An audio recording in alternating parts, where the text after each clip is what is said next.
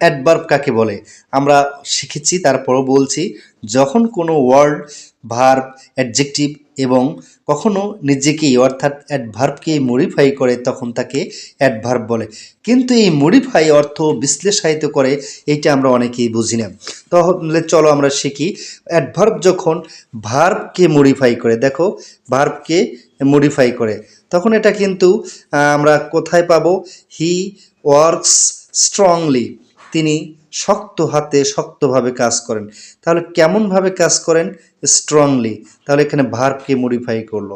2 number, adverb যখন অ্যাডজেক্টকে modify করে, যেমন he is very good boy, সে হচ্ছে একজন ভালো অর্থাৎ খুবই ভালো ছেলে। এখানে গুডটা হচ্ছে অ্যাডজেক্টিভ, ভেরিটা হচ্ছে অ্যাডভার্ব, অর্থাৎ অ্যাডজেক্টিভকে মডিফাই করছে ভেরি শব্দটি, সুতরাং এখানে এটা হচ্ছে অ্যাডভার্ব। নাম্বার 3, অ্যাডভার্ব যখন অ্যাডভার্বকেই মডিফাই করে, এটা কিন্তু আমরা বেশিরভাগই ভুল করে থাকি। অ্যাডভার্ব যখন অ্যাডভার্বকে মডিফাই করে সেই উদাহরণ দিতে গেলে আমরা খুঁজে পাই না।